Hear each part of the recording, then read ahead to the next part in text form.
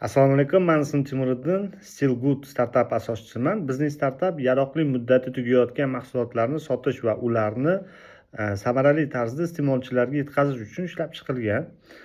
Har kuni dunyoning turli mamlakatlarida tonnalar mahsulotlar isrof bo'lmoqda. Bu birinchi o'rinda ishlab chiqaruvchi tashkilotlar uchun va do'konlar uchun moliyaviy yo'qotishga olib kelyapti va mijozlar uchun sifatli va arzon mahsulot topish juda qiyin bo'lmoqda. Bizni yechimimiz integratsion platforma. U do'kon va ishlab chiqaruvchilar o'zini nomi bilan, o'zini ya'ni brendi bilan bir kundan 15 kungacha qolgan mahsulotlarini arzon va sifatli ko'rinishda sota oladi. Uzr, bergan talabinglardan sal chiqib ketaman, bir minut degandinglar. Ya'ni to'liq tushuntirib bermoqchiman. Ya'ni bizani do'kon va ishlab chiqaruvchi o'zini nomi bilan kiradi va u yerda u o'zini misol uchun 15 kunlikdan 1 kungacha degan bo'lsa, o'zini mahsulotini qo'yadi. Ya'ni qo'ya olmayotgan bo'lsa, biza borib o'zimiz xodim yo'llab, borib, chiroyli rasmga olib, hammasini tekshirib, ya'ni buni bir liniyaga tushirib olguncha biz uni kontrol qilib olib boramiz oxirigacha. Va u shu holatgacha olib kelamizki, ya'ni u o'zi kirib, o'zi har safar redaktirovat qilib, udalить qilib, qilguncha полный обучение qilib, tushuntirib, uni o'zini mas'uliyatini bo'yniga nima ish qilib, nima qilayotganini mas'uliyatini bo'yniga tushuntirib, biz buni unga как trening qilib, o'qitib beramiz.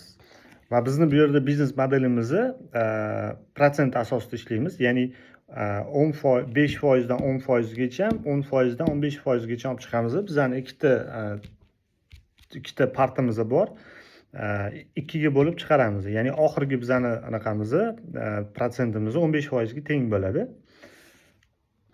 Ya'ni ishlab chiqaruvchi va do'kon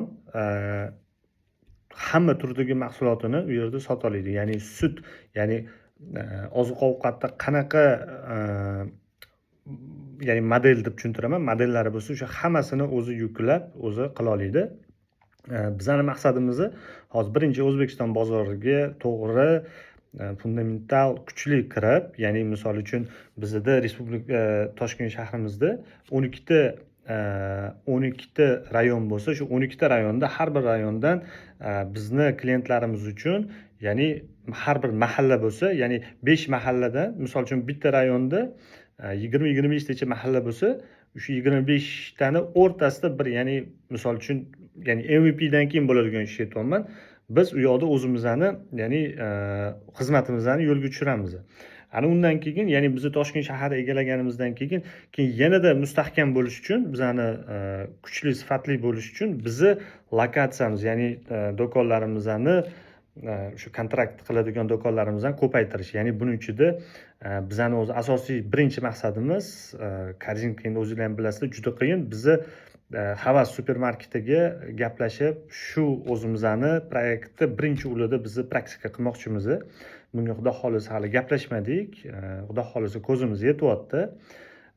Ularni tanlashimizdan maqsad, birinchi o'rinda ular mahsuloti o'zi arzon va har bir mahallada va rayonda ularda juda zo'r lokatsiya joylashgan. Общий Toshkent shahar kartasida ko'rganingizda ularda juda zo'r lokatsiya joylashgan. Ya'ni bizani masofalar juda yaqin. Ya'ni xizmatimiz yaxshi ko'rsatiladi.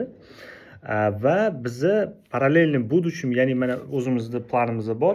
Ya'ni yilni ikkita kvartalda bo'ladigan bo'lsak, bitta kvartaldan keyin biz o'zimizni ya'ni dostavka qilish xizmatini qo'ymoqchimiz. Ya'ni kela olmagan odam, ya'ni biz o'zimizni dostavkamizni olib borib beramiz. Ya'ni oldindan buni aytolmayman, to'g'risi hisob-kitob qilmadim bu joyini.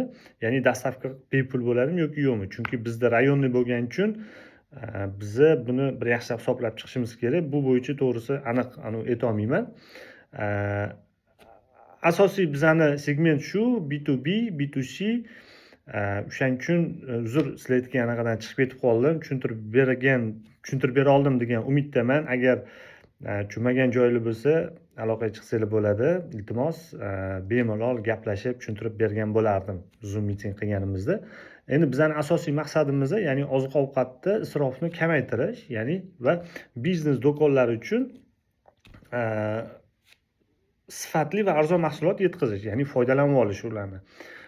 Va biz keyinchalik baribir asosiy plan, ya'ni oxirgi bizning etapimiz planda bizni ya'ni bilsangiz do'konlarda juda ko'p tashkilotlarda bilmagan holda, ya'ni mana misol uchun korzinka, havas do'konlari srok o'tib ketgan mahsulotni ular misol uchun ko'rib qolishadi, aytishadi, firmaga vazorat qilishadi. U ya'ni bo'ldi, firma stradan chiqyapti, firma erta qolib ketadi. Bizni даже birinchi baribir maydalardan boshlaymiz-da. Ya'ni остановочный do'konlar bor, har xil o'ziga частный лицоda o'sha o'qib ochayotgan kichkina bitta, ikkita do'kon yurg'izgan odamlar bor. Ular kontrol qilisha olmaydi. Ularda chunki sistema yo'q. Xodimi bo'lsa ham xodimi o'qitilmagan bo'ladi. Ya'ni to'g'ri savdogar, o'ziga to'g'ri, men ularni yomon deb ma'noda aytmayman, но ular bu narsaga o'qitilmagan. Ya'ni ko'zidan o'tib ketib qolishi mumkin. Ya'ni bu tekshirilmaydi sistemada. O'shaning uchun bizni baribir asosiy maqsadimiz mana shu sifati, ya'ni shunaqa mexanizm qilmoqchimizki, ya'ni bu mahsuloti o'tib ketgan narsa, ya'ni iste'molchiga yetib kelmasligi uchun. Asosiy maqsad shu, shuni to'g'rilamoqchimiz. Rahmat kattakon, sizlarga ham sog' bo'linglar, salomat bo'linglar. Savollar bo'lsa, pochtalarni yozib to'g'rilab qo'ydik. Sizlardan javob kelsa juda xursand bo'lardik. Rahmat kattakon, sog' bo'linglar.